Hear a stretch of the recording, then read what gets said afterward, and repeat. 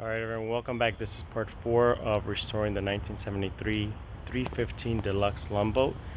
I am actually ready for paint. I'll show you my station here. I'm mixing up some paint. I'm using this pigment right here. Olive drab, green. Just keep mixing it up right now. It's almost there. I'll use my MEKP on there. But here is the boat. It's all taped up, as ready as it'll ever be. This is my first time, so there's going to be some imperfections. I'm not going to worry about it too much, but stay tuned, follow with me, and let's see where this ride takes us. Alright everyone, we're getting started. Here's the first coats. I'll start my way from the back and move my way forward. I am getting the sun coming out, so I want to get this down as soon as possible. And I'm also doing this outdoors. Here we go.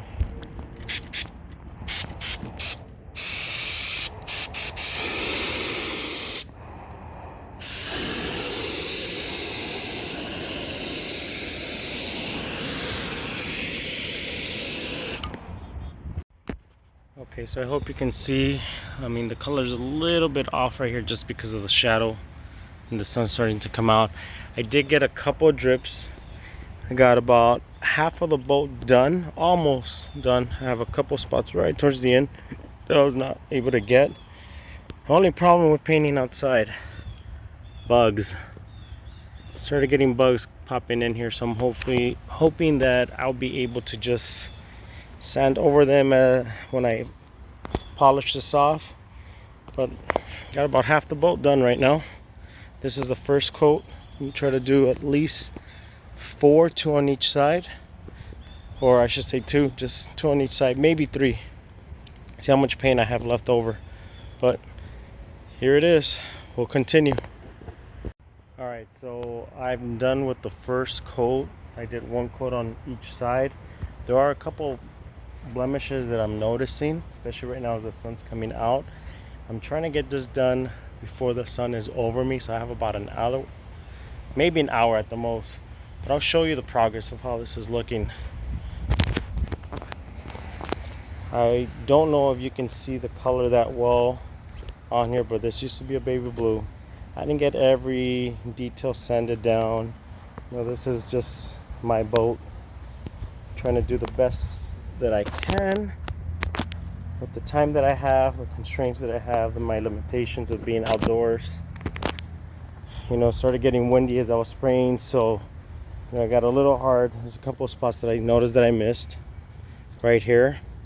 Definitely that 2.5 mil gun that I bought is doing its job. I'll show you. Got this one just from Amazon. It was honestly just looks like a Harbor Freight gun. You know, everything fits the same, the style, detail, everything's pretty much the same. The one thing I will say is acetone. That's what I've been using to clean the gun. I did watch a video. I'll try to link it down in the description below, if I can find it again, of the person who I saw cleaning his gun when gel coating. He doesn't take it apart. All he does is puts acetone in there, pulls the trigger, and kind of pulsates the needle or the tip so that everything kind of spits back up, empties it out. So I've been collecting my acetone, using that old one to clean the old containers, clean the gun as soon as I'm done painting, and then I'll kind of add new ones until it's kind of clear. For the most part, it's been working so far. It's my second time doing it. You know, we'll see. I'm gonna let this sit for just a couple minutes, let it get tacky again, and then I'll go back and do the second coat. Stay tuned. Okay, so one of the biggest problems with painting outdoor is the weather. Right now I have a gust of wind just pushing. I was able to put my second coat of the gel coat on here. It's looking really good. The color's pretty much all gone. There's a couple spots that I need to take care of. One of the other bigger problems is I had a canopy, but because of the wind, I had to take it down. You know, it's one of those things where if I keep postponing, I'm never going to paint this boat, and it's not going to be in the water anytime soon. So dealing with the elements right now. Have a couple bugs landing on this boat. course, from what I've heard and other people say, is that bugs are the paint, you know, because it's a little bit sweet. Now this gel coat, definitely please wear your respirators. These things are very this paint is very toxic. There's a bug right there. Yeah, so you know, honestly I can't smell the paint when I'm wearing my respirator, but as soon as I take off my respirator, believe me, I can smell this paint. But stay with me, we're gonna finish off this boat.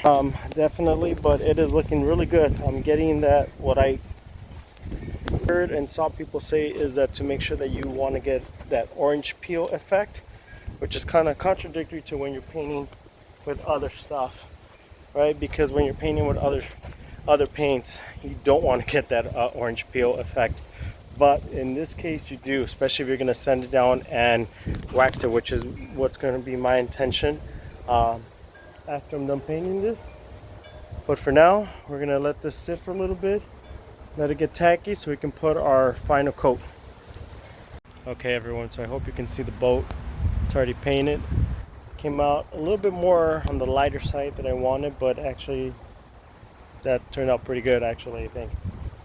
It's all painted down. Now I'm just gonna let it sit, let it cure. Sun's starting to come up, it's almost overhead.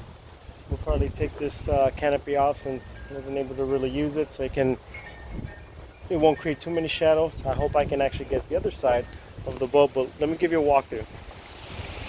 Again, I don't know how well the color's showing on here, but I was able to hide a lot of the little imperfections. Not everything, but you know what?